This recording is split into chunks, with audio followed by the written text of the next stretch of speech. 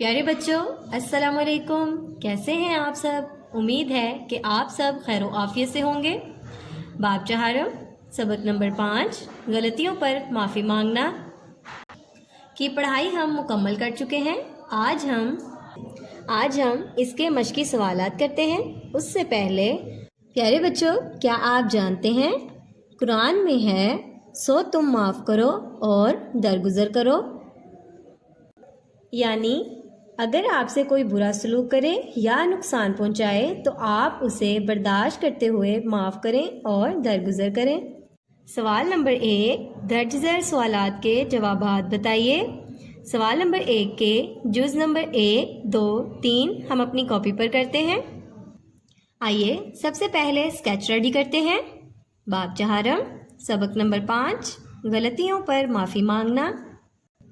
سوال نمبر 1 کا جز نمبر 1، اگر کوئی غلطی ہو جائے تو کیا کرنا چاہیے؟ پیارے بچوں، جیسا کہ ہم نے سبق میں پڑھا، اگر کوئی ایسی غلطی ہو جائے جس سے اللہ تعالیٰ کے ناراض ہونے کا خوف ہو تو فوراً اللہ تعالیٰ سے اس کی معافی مانگنی چاہیے۔ اس کا جواب ہم اس طرح لکھیں گے، اگر کوئی غلطی ہو جائے تو ہمیں معافی مانگنی چاہیے۔ جز نمبر 2 غلطی کی معافی مانگنا کس کی خصوصیت ہے؟ جیسا کہ ہم نے سبق میں پڑھا، غلطی کی معافی مانگنا ایمان والوں کی صفت ہے۔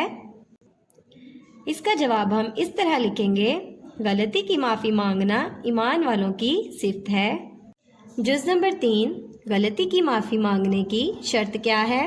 بچوں، جیسا کہ ہم نے سبق میں پڑھا، لیکن غلطی کی معافی کے لیے شرط یہ ہے کہ سچے دل سے معافی مانگنے کے بعد دوبارہ وہ غلطی نہ کی جائے۔ اس کا جواب ہم اس طرح لکھیں گے، غلطی کی معافی مانگنے کی شرط یہ ہے کہ سچے دل سے معافی مانگنے کے بعد دوبارہ غلطی نہ کی جائے۔ باب چہارم سبق نمبر 5 غلطیوں پر معافی مانگنا۔ سوال نمبر 1 کے جز نمبر 1، 2، 3 ہم کر چکے ہیں۔ اب آپ نے بھی اسے اپنی کاپی پر لکھنا اور یاد کرنا ہے۔ اپنا خیال رکھیے گا۔ اللہ حافظ۔